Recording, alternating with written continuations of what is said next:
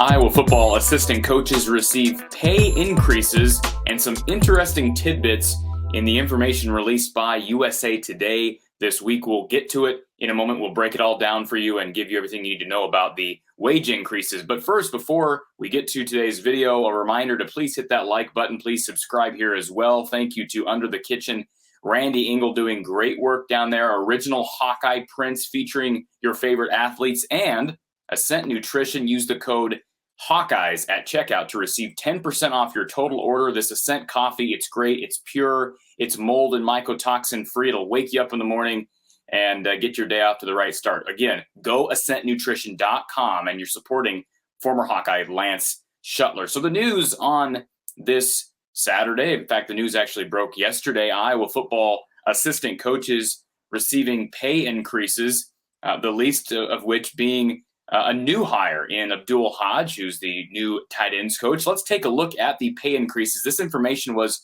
reportedly obtained by a Freedom of Information Act request by USA Today. So here are the official increases according to USA Today. We start at the top with the highest paid assistant coach, and rightfully so. That is Phil Parker.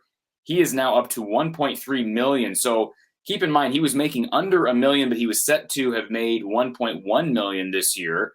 That was a scheduled bump, and now he's going to be up to $1.3 million. I think he's worth every penny of it, folks. We'll get to that more in a moment. But you think that's a big number? That's the day and age that we live in now with college football coaches. And if you're going to pay anybody $1.3 million, it's probably going to be Iowa's defensive coordinator. Brian Ferentz gets a raise from $900,000 to $860,000. And before you gasp, realize that's just a 4.6% increase in his salary. That's less than I expected. And honestly, I think this is the right move. Again, I'll get to some of my observations in more depth here in a moment, but just a $40,000 a year raise to a guy who, remember, he's taking over a different position now at quarterbacks, one I don't necessarily believe he's real qualified for, but this is notable. Seth Wallace, assistant defensive coordinator and linebackers coach. We know how productive the linebacker group has been with Jack Campbell, Justin Jacobs, and Seth Benson, set for a really good year this year. Now, Seth Wallace has had some off-the-field issues, or at least some accusations. Remember, during the 2020 offseason racial disparity situation, there were some accusations against Seth Wallace and Jack Kallenberger, if you remember that story. Some accusations that he sort of bullied Kallenberger. And, of course, we know Jack's older brother, Mark Kallenberger, later quit football. Now, whether that was related to the bullying of Jack or the alleged bullying of Jack, we don't know. But that should still be noted. That's on Seth Wallace's resume. But he has done a really good job in recruiting. He's done a really good job on the football field, coaching these linebackers, developing these kids, and getting them set for the next level. And so he is now up to $700,000 a year, and certainly a candidate for some major defensive coordinator jobs across the country. And credit Kirk Ferentz in Iowa for being able to keep him here. Raimond Braithwaite, we know, replaced Chris Doyle as the strength and conditioning head coach. He gets a bump from $425 to $675. More on that in a moment. That's a 50% increase. Huge bump for Raimond Braithwaite. LeVar Woods, special teams coordinator, gets a substantial boost as well, up to $625,000 a year from $440 prior.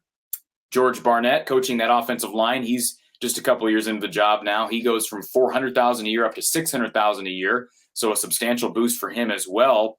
Kelvin Bell, the defensive line coach, I should say the defensive line head coach, because we know that Jay Niemann also assists there. But Kelvin Bell goes from $425 up to $575. And I'll break it down in a moment, but Kelvin Bell deserves, I think, a lot of that boost. He's done really well in the recruiting trail. You think of guys like Aaron Graves, who he got in on early. Certainly there was some recruiting prior. Graves has been recruited and committed for a long time now, but he's done a nice job developing depth along that defensive line. Kelton Copeland, he gets a boost as well, about $120,000 boost. Jay Niemann, who's the assistant defensive line coach, he's also the defensive recruiting coordinator. He gets a substantial boost as well. Ladell Betts, coaching running backs, goes from $250K to $380K. And Abdul Hodge, new to this staff, former Iowa linebacker, now coaching tight ends.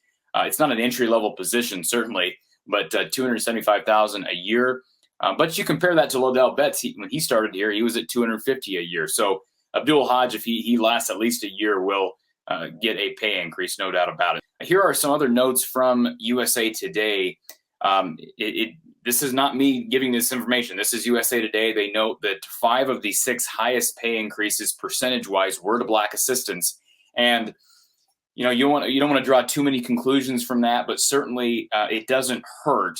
I'll say that it doesn't hurt Kirk Ferentz and the Iowa program to be sure to compensate these black coaches who, 2 years ago, there was some severe accusations towards guys like Brian Ferentz, Seth Wallace, even Kirk Ferentz. It makes sense that these guys would be compensated. But at the same time, I think every one of these guys, with the exception maybe being Copeland, I'll talk about that in a moment, are very well deserving. And I like Kelton Copeland, for the record. 35% increase for a wide receiver position that has struggled. That might be a bit questionable. Braithwaite, a 50% increase. But Betts has been really good on the recruiting trail. Now, he's still got to prove it coaching on the field, developing these kids. LeVar Woods has been a superstar. And I think Kelvin Bell definitely deserves the increase as well. And again, it brings up here that Brian Ferentz received the lowest pay bump at 4.65%, one of the worst offenses in the country. And from a PR perspective, this is a smart move if you're Kirk Ferentz. You put him over $1 million for an offense that has been inept, and you just promoted him to quarterbacks coach. At least now it doesn't really look like, from a pay perspective, that he was promoted, right? I mean, he was. You're talking about a more prestigious position coach in being a quarterbacks coach, along with being the coordinator and play caller, but pay would not reflect that. And that's smart PR if you're Kirk Ferentz, because you just could not afford to give Brian Ferentz a huge pay boost. And honestly, all these guys were getting pay boosts, and none of them were really promoted. So the fact that Brian Ferentz was promoted and yet got a smaller percentage of a pay boost would tell you that a much smaller percentage pay boost would tell you that his performance has not been there. And there's really no way that Kirk Ferentz and Gary Barta and this Iowa program can defend giving him a much bigger increase.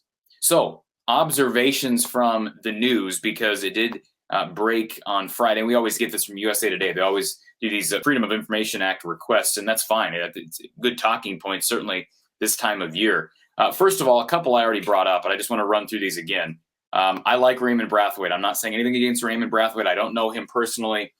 He went from $425,000 a year to $675,000. Now, he is still in the process of trying to replace the production that Chris Doyle, who I believe was maybe the second or third most important assistant coach on this staff throughout Kirk Ferentz's tenure, replacing his production. That's hard to do. I'm not saying he's going to be able to do it. But I don't know that that's been proven yet, that to a point where I'd be throwing out a $250,000 raise for Raimond Braithwaite. Now, maybe it has, and certainly that is a facet of this coaching staff that's probably going to be able to be evaluated during the offseason even more than a Seth Wallace or a LeVar Woods, who you're going to see production on the field in the fall. Raimond Braithwaite, you're going to be able to see gains, right, throughout the summer, throughout even some spring. We know the biggest gains for these guys will be made during the summer. The offensive line needs to make some significant gains as it relates to strength and conditioning.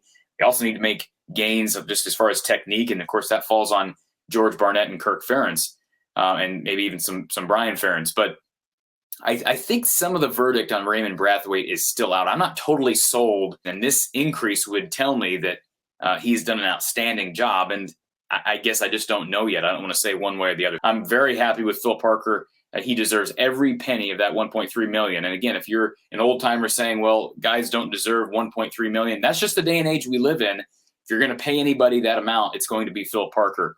I mentioned Brian Ferentz. I'm fine with that increase. You got to give him something, right? You're not going to deduct his pay. You're not going to keep it the same. He did receive another position, a different position as quarterbacks coach. Seth Wallace, despite some of the accusations, he has been really good as far as production development on the football field. He goes from 560 to 700.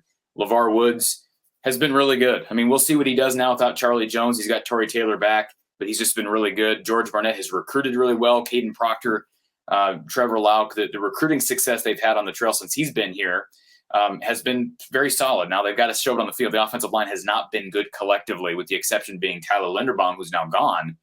So, a 50% pay increase for George Barnett, one could say, might be a bit premature. And Kelton Copeland, that's the other one. He goes from $340 to $460. Not a huge pay boost. That's $120,000 though. And they're struggling right now. Besides, I know people keep bringing this up. Yes, they got Keegan Johnson, Arlen Bruce, 2 4-star kids. They really haven't done real great on the recruiting trail, and production-wise, it hasn't been very good. They didn't have a single receiver last year that maxed 27 catches on the year. Remember, there were 14 games played as a team. So that one's a bit maybe premature as well.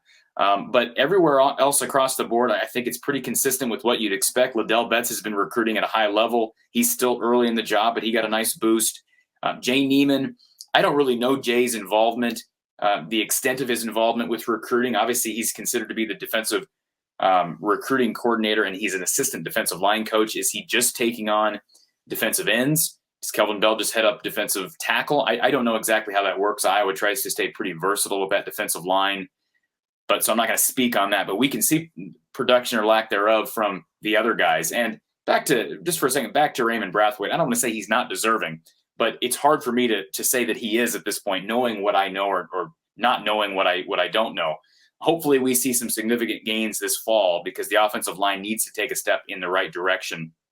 But I'd say that the biggest takeaways from this, from a recruiting standpoint, Ladell Betts deserves every penny of the raise he got. Certainly Phil Parker does as well. And you got to be pleased with guys like Kelvin Bell and George Barnett. And really, honestly, across the board, assistant coaches at Iowa right now are performing at a really high level, with the exception being a couple of those offensive coaches, Brian and Kelton. Hopefully we see a change this year. I am not in town right now. You see, I'm not in my natural habitat. So appreciate you tuning in for sort of a different edition of the show, but figured I'd produce a video here because this is a news item and a newsworthy item. Some significant raises here released in the month of July. We're getting prepped for fall camp in just a little over a week. Unbelievable. We're not far from football. Take care, everybody, and we will talk to you soon.